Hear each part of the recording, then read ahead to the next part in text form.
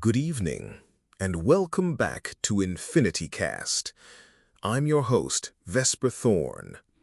We are a society tethered to our devices, our lives encoded in circuits and stored in the cloud. But what happens when something else logs on? Tonight, we investigate the ghost in the machine. With me, as always, is the man who reads the static between the lines, Elias Whitlock. A pleasure to be here, Vesper. It's a topic that touches on a primal fear, the unknown reaching us through the very things we created for connection. Exactly.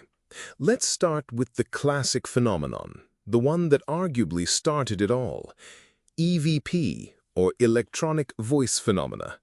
Elias, for those unfamiliar, break it down for us. Of course, EVP is the practice of capturing disembodied voices on electronic recording devices, voices that weren't audible at the time of recording. You leave a recorder running in an empty, silent room, and on playback, you hear a whisper, a word, a name. It's believed these voices are spirits using the electronic energy to manifest. And they often seem to be intelligent responses. Investigators will ask a question into the silence, like, "What is your name?" And the playback reveals a faint, scratchy voice saying, "Help me." Precisely.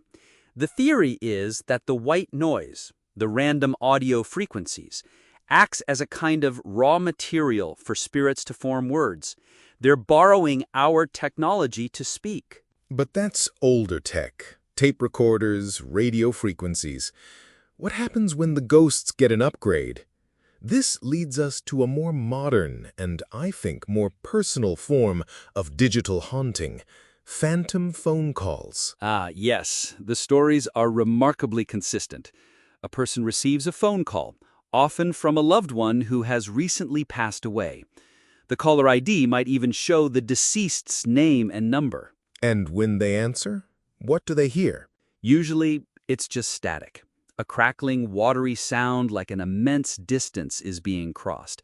Sometimes a word or two might break through the noise. A name, "I love you," or just heavy, labored breathing. The connection is always poor, and it always cuts out. The most chilling part is that often the deceased's phone is later found to be off, destroyed, or in some cases even buried with them. So the call is impossible. Yet the call log on the receiver's phone proves it happened. It's a digital footprint from a foot that can no longer walk. So what is the connection here, Elias? Are we just seeing patterns in the noise? A kind of audio pareidolia born from grief? That's the skeptical view, and it's a valid one. Grief can make the mind play tricks.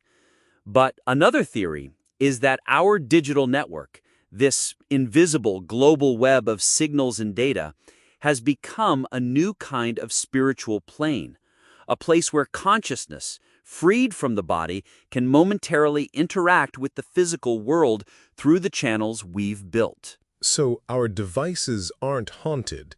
The network is.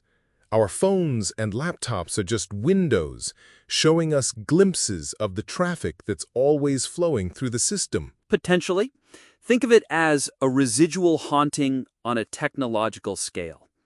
An imprint of a person left on the devices they poured so much of their life and energy into. A final desperate attempt to make one last call. It makes you think twice about that dropped call or that strange, garbled voicemail. The static is calling, and we're just about out of time.